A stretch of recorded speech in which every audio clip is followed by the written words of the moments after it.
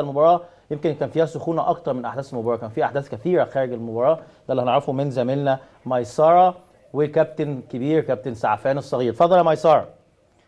سعفان، كابتن سعفان معايا على التليفون. مساء الخير يا كابتن سعفان. ازي حضرتك يا كابتن؟ الحمد لله تمام. ازي حضرتك يا كابتن؟ تحياتي للكابتن اكرامي والكابتن هشام حنفي. هارد لك يا سعفان، هارد لك. ازيك يا سعفان؟ ربنا يخليك. ازيك يا كابتن اكرامي؟ ازي حضرتك؟ وحشنا يا حبيبي.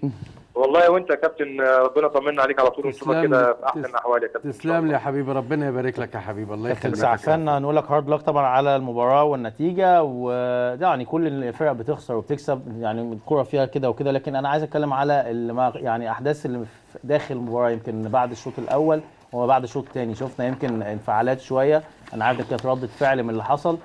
في ناس كتير ما تعرفش ايه اللي حصل يا كابتن سعفان، حضرتك يا ريت تقول لنا بالظبط التفاصيل داخل خارج الملعب. والله يا كابتن انا بين الشوطين نادر يا كابتن حازم على اوضه اللبس يا كابتن، نادر على انت عارف اللي حضرتك فيه بسرعه.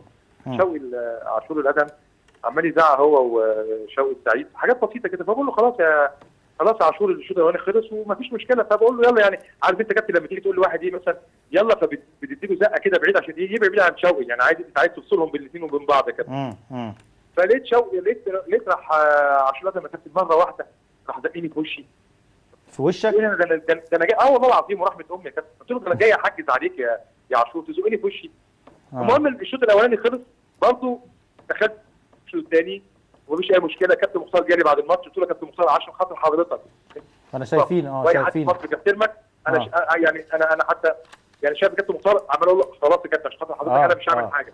بس هو وشوقي السعيد بص يا كابتن برضه جاي جنبي وعمال برضه شوقي بيقول لي انت ليك انت مالكش دم الخناقه معانا يا سعفان. فلما تلاقي واحد انت جاي تحجز يا كابتن حازم وتلاقي واحد جاي يشوط في وشك، عيب يا كابتن، عيب والله عيب. لا احتراما للسن واحتراما للمقام واحتراما لكل حاجه يعني. والله يا كابتن حازم، والله يا كابتن حازم انت عارف يا كابتن ان انا صريح جدا وجريء، يعني بقول اللي حصل بالظبط. عشان كده انا قلت لكابتن مختار والله يا كابتن بص كابتن طلع ازاي، قلت لكابتن مختار خلاص يا كابتن مفيش مشكله عشان خاطرك لا يضيف عندنا مفيش مشكله، مبروك عليك 3 بونت يا كابتن مختار. بس ومشيت يا كابتن.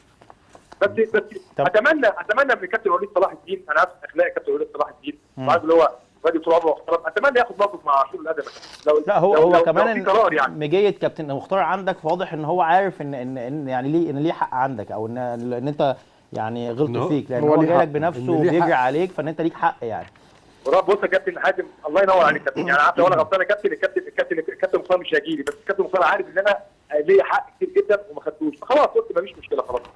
يعني الراجل ضيف عندنا بس عشان خاطر الكابتن مختار هو وجمهور الاتحاد وجمهور اسكندريه مفيش مشكله يا كابتن، مبروك عليكم 3 بونت وكل فرقه يا كابتن متعرضه لاي خساره يا كابتن حازم، مفيش مشكله. والله يا كابتن سعفان بنشكرك، انا شايف حتى في معاه بتتكلم مع مراقب المباراه بشكل بين الشوطين ده يا كابتن حازم قوي. ده بين الشوطين كانت الاحداث يمكن قبل نزول الملعب، لكن بجميع الاحوال يا كابتن سعفان انا بشكر حضرتك طبعا شكرا جزيلا على هدوءك وعلى انك تقبلت يعني اعتذار الكابتن مختار، وان انت لم يعني تثير الموضوع بشكل كبير. بشكرك يا كابتن سعفان شكرا جزيلا، لان احنا برضو لازم